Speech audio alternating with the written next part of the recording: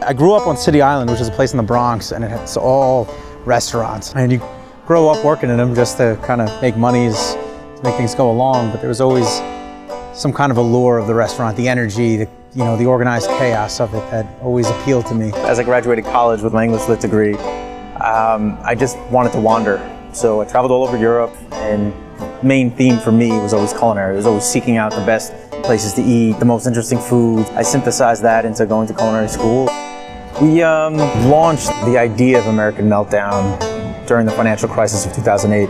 My wife had lost her job in magazines. The magazine she walked in one day and they shut it down.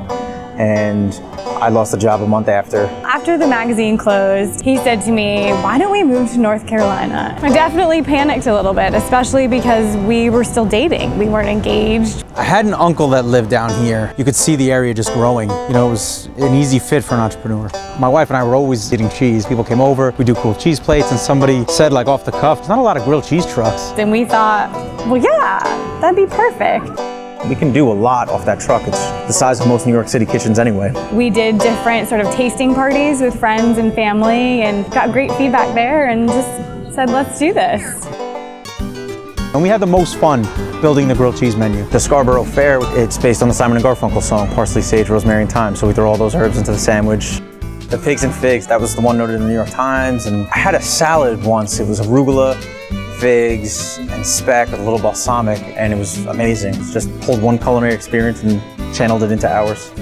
The beer and bacon sandwiches, that's been popular since we put it on. We use Big Boss beer. They were just a great local brewery to pair up with, and we're going to be moving into Cultured Cow. He's a local Durham dairy. And we throw cheddar, arugula, and bacon on it. It's like a beer cheese fondue, and then slice it and serve it. My wife and I were looking for a good side dish that wasn't bread. And we used to love visiting this place in New York City called The Smith, and they did fried green beans. We'd fry the green beans, they didn't work as well. We'd done a few other tests, but Brussels sprouts were just like, oh, this is really cool. And they were delicious. The first week I bought them, we sold out at 25 pounds in 2 shifts.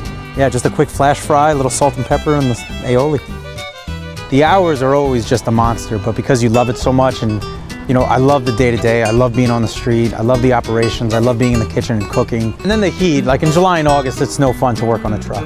So when I first started driving this 27-foot vehicle, it was pretty scary coming from just driving cars. You're driving around 16,000 pounds, 27 feet long, 8 feet wide. The butt of the truck was so big that I was like, oh my God, that is a badunkadunk. When we were doing the design for the truck, I was like, we have to put this on the back.